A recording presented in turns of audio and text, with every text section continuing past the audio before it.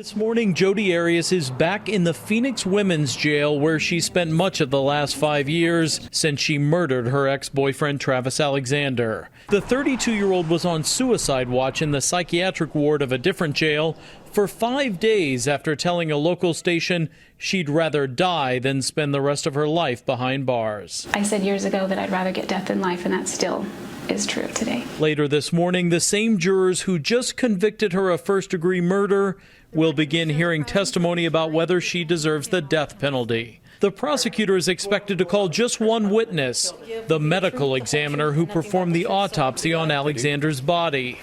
Arias stabbed him almost 30 times and shot him in the face.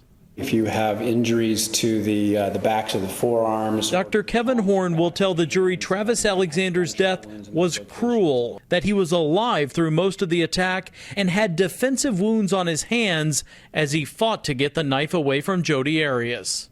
Next, the defense will try to save her life.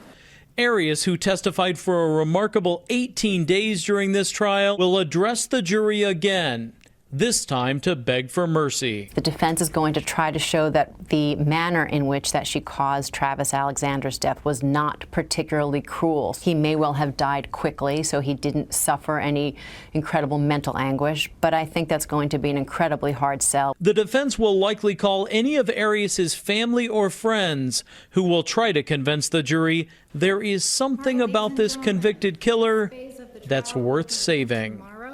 For Good Morning America, Ryan Owens, ABC News, Phoenix.